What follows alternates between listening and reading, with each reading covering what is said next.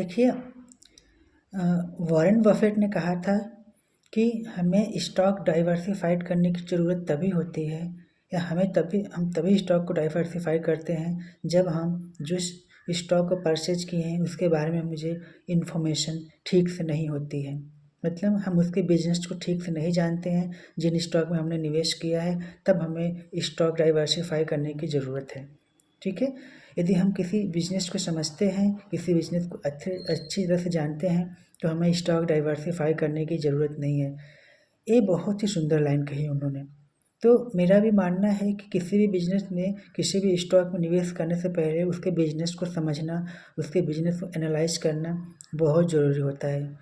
तो Warren Buffett जी एक काम बहुत सुंदर करते हैं कि किसी भी स्टॉक को में निवेश करने से पहले, इन्वेस्ट करने से पहले वो इस स्टॉक को कम से कम 2 से 3 साल तक उसको ऑब्जर्व करते हैं, उसको देखते हैं, उसको एनालिसिस करते हैं। ठीक है, तो आज हमारे एक व्यूअर ने हमें कमेंट करके हमसे एक स्टॉक के बारे में मेरा व्यू जानने की कोशिश किया है। उन्होंने कहा कि आप इस स्टॉक के बारे में बताएं कि स्टॉक की कब रिकवरी आएगी, राइट। तो देखिए, स्टॉक में कब रिकवरी आएगी ऐसा हम नहीं बता सकते हैं, ना ही कोई इसका सटीक पैरामीटर्स होता है कि हम ऐसे जज कर ले और बता दें कि स्टॉक में ये रिकवरी आएगी। इसको बताना लीगल नहीं है, और ना ही कोई है जो इसको जज कर सकता है कि हाँ, स्टॉक में तब कब रिकवरी आएगी, राइट। बस हम इस बिज़नेस मॉडल को समझते हैं, इस बिज़नेस मॉडल को समझ के उसके हिस्टोरिकल डेटा के हिसाब से उसको एनालिसिस करते हैं और एक अपना व्यू बनाते हैं। ठीक है, तो आज हम जिस स्टॉक की एनालिसिस करने वाले हैं वह है वन मोबीक्विक सिस्टम्स। ठीक है, it is the similar like Paytm, right. ठीक है, तो देखिए, इससे पहले हम लोगों को कुछ बता देना चाहते हैं कि जैसे कोई रिटेल सेक्टर की कंपनी है तो वो प्रॉफिट कैसे करती है। ठीक है, और उसका क्या विजन होता है। मतलब यदि कोई रिटेल सेक्टर की कंपनी है, यदि उसके जितने अधिक नंबर्स ऑफ स्टोर्स होंगे, ठीक है, उस कंपनी में उतनी अधिक ग्रोथ मानी जाएगी। ठीक है, ऐसे ही यदि बैंकिंग सेक्टर है तो उनका जितना नेट इंटरेस्ट मार्जिन होगा उससे उस कंपनी की ग्रोथ डाइवर्सिफाई होगी, राइट। यदि कोई टेलीकॉम कंपनी है जैसे जियो और एयरटेल हो गए, तो जितने नंबर्स ऑफ यूजर्स होंगे, सब्सक्राइबर्स होंगे, ठीक है, उतने ही अधिक इनकी प्रॉफिट या ग्रोथ मानी जाएगी। वैसे ही यदि हम वन मोबीक्विक सिस्टम की बात करें, ठीक है, तो ये क्या है, ये एक digital banking transaction service provide करती है, राइट। ठीक है, एक डिजिटलाइज प्लेटफॉर्म है जो बैंकिंग ट्रांजैक्शन को वो करती है, जैसे कि बिल का रिचार्ज करना, पेमेंट करना, एंड सम फाइनेंशियल एक्टिविटी, ठीक है, जैसे म्यूचुअल फंड्स वगैरह, ये सब का काम ये करती है। ठीक है, तो इसका जो अभी देखिए, बहुत सारे मार्केट में इसके कॉम्पिटिटर्स हैं, लेकिन जो बेसिकली एनएससी पे रजिस्टर्ड है वो है, एक है वन मोबीक्विक और दूसरा है पेटीएम। ठीक है, तो आज हम वन मोबीक्विक के बारे में डिटेल्स डिस्कशन करेंगे। ठीक है, कि ये इसका बिजनेस मॉडल क्या है, इसमें आगे ग्रोथ आएगी कि नहीं आएगी। ठीक है, सब कुछ हम एनालिसिस करते हैं। तो चलिए वीडियो शुरू करते हैं। फिन एजुकेशन विद संतोष में हम अपना वीडियो शुरू करते हैं। तो देखिए, सबसे पहले हम ये जान लेते हैं कि इसके यूजर्स कितने हैं। ठीक है, क्योंकि जितने अधिक यूजर्स होंगे उतने ही अधिक इस टाइप की कंपनियों को फ़ायदा होने वाला है। ठीक है, तो इसका अभी देखिए तो लगभग 172 के आसपास, 172 मिलियन यूजर्स हैं इसके अभी। और सबसे अच्छी बात इस कंपनी की ये है कि ये कंसिस्टेंसी क्वार्टर ऑन क्वार्टर, ठीक है, this quarter and comparatively the previous quarter में क्या कर रही है, इसके यूजर्स जो ग्रो कर रहे हैं। अभी जो सितंबर 24 के Q2 के रिजल्ट्स आए हैं उससे, और अभी इन्होंने अपने यूजर्स में ग्रोथ दिखाई है। ठीक है, लगभग 5 मिलियन यूजर ग्रोथ इनको होगा। तो जितने अधिक ग्रोथ आएगी मिलियन यूजर्स की, जितने अधिक यूजर्स आएंगे उतनी अच्छी इस कंपनी की ग्रोथ मानी जाएगी। तो कंपनी का कुछ इम्पोर्टेंट पहले इसमें कुछ इसकी क्वालिटीज़ देख लेते हैं कि इसमें क्या अच्छी बात। तो देखिए, यह बेसिकली इंडिया में शुरू की गई थी, तो इसको हम इंडियन कंपनी कह सकते हैं, ओरिजिन ऑफ इंडिया इसको हम बोल सकते हैं। और यह जैसा कि मैंने इसको एनालिसिस किया है, मैंने इस पर लगभग 2-3 दिन तक अपने रिसर्च किया है, और उस रिसर्च का जो सार है, जो कंक्लूजन, वही मैं आप लोगों के साथ शेयर करने की कोशिश कर रहा हूँ। ठीक है, तो एज पर माई एनालिसिस ये मुझे बहुत ही एक स्टेबल कंपनी और हाईली ग्रोथ इसमें नज़र आया मुझे। ठीक है, कंपनी का यदि आप रिजर्व देखें तो कंपनी का जो रिजर्व है वो या तो बढ़ रहा है या तो स्टेबल है, ठीक है। ईयर ऑन ईयर देखें 2021 से लेके अगर 2025 तक की जब आप जर्नी देखें तो या तो इंक्रीज किया है या तो स्टेबल किया है। और इस पीरियड में इसने अपने शेयर्स को डाइल्यूट भी नहीं किया है, ठीक है। इसके जो शेयर्स थे वो शेयर्स इस कंपनी के जो प्रमोटर के पास थे शेयर्स, वो शेयर्स एज ए रिमेन है। और इम्पोर्टेंट फैक्टर जो बोरोइंग है, बोरोइंग भी इन्होंने, इनकी बोरोइंग भी डिक्रीज हो रही है। इन्होंने बहुत ज़्यादा बोरो भी अमाउंट पैसे को कर्ज पे नहीं लिया है, ठीक है। तो ये सब थी कुछ अच्छे फैक्टर्स थे कंपनी के जो बताना ज़रूरी है। अब आते हैं इसके थोड़ा सा हम की रेशियो के बारे में देख लेते हैं। तो देखिए इसका जो पी है ना, या पी लगभग 216-220 के आसपास पी है, तो बहुत ही इनजस्टिफाइड है। किसी यदि आप लोगों ने 216 के पी पर यदि कोई ऊपर की तरफ खरीदे होंगे तो अब 216 के पी पे कंपनी जस्टिफाइड नहीं है, राइट। इंडस्ट्री पी देखिए, देखा जाए तो इसका इंडस्ट्री पी चल रहा है लगभग 50 के आसपास का, ठीक है। इंडस्ट्री पी 50 का चल रहा है और आप 200 का पी दे रहे हो, तो मतलब आप इंडस्ट्री से बहुत तेज़ भाग रहे हो, राइट। तो ऐसा क्या हो गया है कि जो आप इंडस्ट्री से बहुत आगे जा रहे हो, और तो बाकी सारे आपके जो पीयर्स हैं वो आपसे पीछे हैं, तो ये जस्टिफाइड नहीं है, ठीक है। हमें इंडस्ट्री के आसपास चलना चाहिए, राइट। यदि इंडस्ट्री से कम है तो ठीक है, या इंडस्ट्री थोड़ा सा ज़्यादा है तो एक फेयर माना जाता है। तो यहीं पे थोड़ा सा डाउट हो गया मुझे कि इस कंपनी को 216 के पी पे कौन परचेज करेगा, ठीक है। और दूसरा जो एक ड्रॉ डाउन मुझे नज़र आया है वो ये है कि इसका जो बुक वैल्यू है, ठीक है। बुक वैल्यू क्या है उसका, बहुत है, लगभग 2018 के बुक वैल्यू पे चल रहा है, प्राइस टू बुक वैल्यू इसका चल रहा है। बेसिकली इस टाइप की यदि कंपनी है, कोई फाइनेंशियल कंपनी है या कोई बैंकिंग सेक्टर की भी कंपनी है, तो उसका बुक वैल्यू जितना कम होगा उतना अच्छा माना जाएगा। अगर 2-3 का बुक वैल्यू है तो बहुत अच्छा माना जाता है, लेकिन यह 20 का बुक वैल्यू इसका चल रहा है। तो यही दो ड्रॉन जो है जो कि थोड़ा सा निगेटिविटी इसमें ला रहे हैं। और एक और इसका ड्रॉ डाउन है ना, कि जो ड्रॉ डाउन जो ज़्यादा इम्पोर्टेंट है वो इम्पोर्टेंट इसका प्रमोटर्स की होल्डिंग, इसका लगभग 40% की प्रमोटर्स होल्डिंग है, और इसमें सबसे अधिक रिटेलर्स भरे हुए हैं, ठीक है।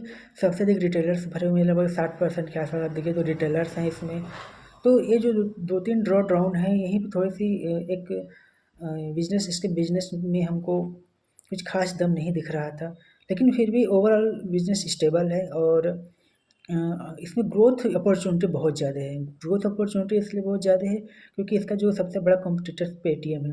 पेटीएम में आप देखें तो उसकी ग्रोथ जो क्या है, पिछले 3 सालों से इसका ग्रोथ देखें तो डिक्लाइन की हुई है, जबकि वन मोबीक्विक का ग्रोथ आप देखें तो पिछले 3 सालों से कंसिस्टेंटली अच्छा खासा ऊपर जा रहा है। और इसका जो रिटर्न ऑन एसेट्स है, हर बैंकिंग एनबीएफसी या बैंकिंग या इस टाइप की कंपनियों में रिटर्न उसके एसेट्स, अपने एसेट्स पे क्या रिटर्न जनरेट किया है वो देखना बहुत इंपॉर्टेंट होता है। इसका रिटर्न ऑन एसेट्स बहुत अच्छा है वन मोबीक्विक का, ठीक है। वहीं यदि आप पेटीएम को देखें तो इसका नेगेटिव है, आप ऐसा बोल सकते हैं। और इसमें ग्रोथ भी नहीं है पेटीएम में, यदि हम पेटीएम से इसकी तुलना करें तो ग्रोथ अपॉर्चुनिटी मोबीक्विक में बहुत अच्छी है। और लगभग 3000 मार्केट का एक छोटा सा कंपनी है, तो छोटी कंपनी है, पायनियर स्टेज पे है, इसमें एक पूरी ग्रोथ जर्नी बची हुई है। और चलिए आगे और कुछ भी इसमें हम अपना एनालिसिस करते हैं। देखिए एक और इम्पोर्टेंट बात यह है कि यदि हम 2021 से लेकर 2025 तक इसकी जर्नी देखें तो ईयर ऑन ईयर कंपनी क्या थी, लॉस मेकिंग कंपनी थी, and negative operating profit margin generate किया है। लेकिन अभी करेंटली अब यह धीरे धीरे क्या कर रही है, यह प्रॉफिट में आना शुरू हुई है। तो इससे हमें पता चलता है कि कंपनी, जैसा हम पहले भी बता चुके हैं, कंपनी में एक अच्छी खासी स्टेबिलिटी देखने को मिल रही है और इसमें बहुत ज़्यादा ग्रोथ है। और कंपनी 2021 से लेके अब करेंटली में प्रॉफिट में भी आना शुरू कर दी है।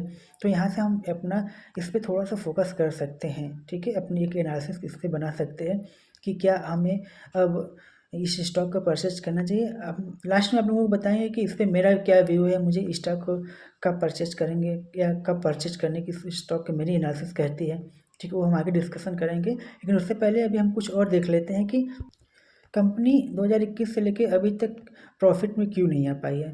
तो देखिए एक एक्सपेंडिचर करने को कैपेक्स बोल सकते हैं यहाँ पे, बिजनेस एक्सपेंडिचर बोल सकते हैं।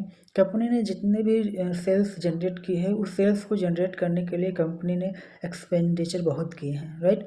जैसे अभी हम सितंबर 24 में देखें जो Q2 के रिजल्ट्स आए हैं तो उसमें उसने 291 का सेल्स किया था, जिसपे उसने एक्सपेंडिचर कर दिया था 287 करोड़ का। तो 291 के रेवेन्यू जनरेट करने के लिए, सेल्स जनरेट करने के लिए उसने 287 करोड़ का एक्सपेंडिचर किया है। और वहीं अभी देखें तो अभी इस क्वार्टर में उसका सेल्स डाउन हुए हैं due to slow the economy, तो 269 करोड़ का इसने सेल्स जनरेट किया है और एक्सपेंडिचर उसने किया है 317 का, राइट। तो एक लेवल पे इसका एक्सपेंडिचर देखिए रुक जाएगा और इसकी जब रेवेन्यू बढ़ने लगेगी तब इसका कंपनी में एक प्रॉफिटेबिलिटी हमको देखने को मिलेगी। तो अभी हमें देखते हैं कि आगे आगे क्या परफॉर्म कर सकता है, क्योंकि अभी पिछले क्वार्टर में इसने 1% का ओपीएम प्रॉफिट मार्जिन दिखाया था, ऑपरेटिंग प्रॉफिट मार्जिन, और अभी करंटली में इस लगभग क्या बोल सकते हैं, ये लॉस में चल रही है अभी इस करंट क्वार्टर में। तो जब अभी देखते हैं कंपनी के आगे परफॉर्मेंस कैसे होती है, फिर उस पर हम लोग एक अपना अलग से डिस्कशन करेंगे जब कंपनी के नेक्स्ट क्वार्टर के रिजल्ट आएंगे। लेकिन फिलहाल आज हम क्या कर सकते हैं, आज पे हमारा व्यू क्या होगा, हम उस पर डिस्कशन कर रहे हैं। इस कंपनी का जो year loss operating profit margin वो धीरे धीरे कम होकर धीरे धीरे कंपनी प्रॉफिटेबल में आ रही थी। वैसे भी यदि हम मार्च 23 से और मार्च 24 की जो इस फाइनेंशियल ईयर की कंपैरिजन करें तो मार्च 23 में इसने 540 करोड़ का सेल्स जनरेट किया था और अभी एक साल बाद उसने 875 करोड़ का सेल्स जनरेट किया है, राइट। और 875 करोड़ के सेल्स जनरेट करने में उन्होंने 853 करोड़ रुपए का एक्सपेंडिचर किया है। तो धीरे धीरे कंपनी अपने एक ट्रेजेक्ट्री में आ रही है, प्रॉफिटेबिलिटी वाले ट्रेजेक्ट्री में आ रही है, ठीक है। तो अब आगे देखते हैं कि कंपनी का क्या परफॉर्मेंस रहेगा। अब आते हैं फाइनली कि इस कंपनी पे मेरा क्या व्यू रहेगा, ठीक है। तो जल्दी से हम समराइज करें अपना आज के व्यू को, आज के इस एनालिसिस को। तो देखिए, पहला जो सबसे बड़ा ड्रॉ डाउन ये है कि कंपनी में रिटेल इन पार्टिसिपेट बहुत ज़्यादा है, ठीक है। पार्टिसिपेंट्स रिटेल का बहुत ज़्यादा है और वहीं प्रमोटर का पार्टिसिपेंट्स बहुत कम है, यही सबसे बड़ा हमको ड्रॉ डाउन नज़र आ रहा है।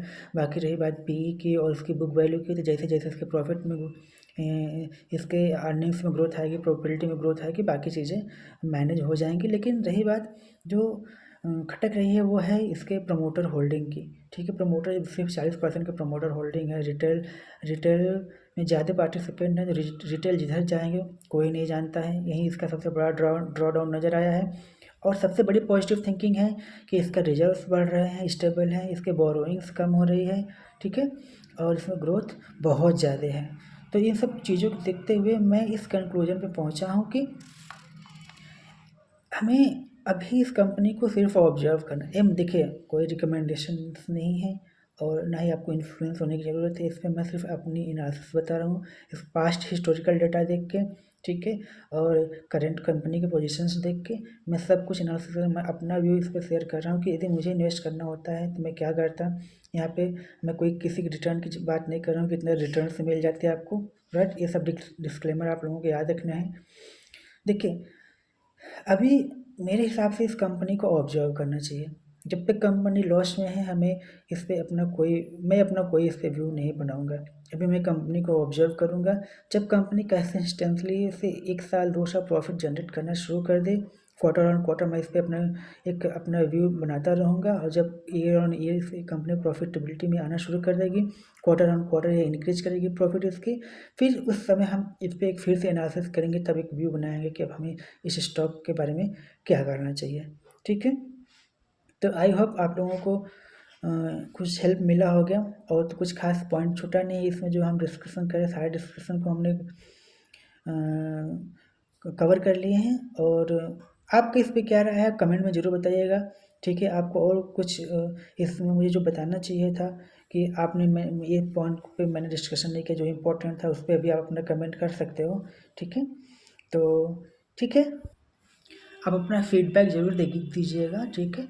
और ठीक है, यहीं तक रखते हैं, फिर मिलते हैं। यदि और किसी और स्टॉक एनालिसिस जाननी हो आपकी तो आप कमेंट में ज़रूर उसको बोल सकते हैं, ठीक है। चलिए यहीं तक रखते हैं, तब तक के लिए फिर मिलते हैं, तब तक के लिए थैंक यू।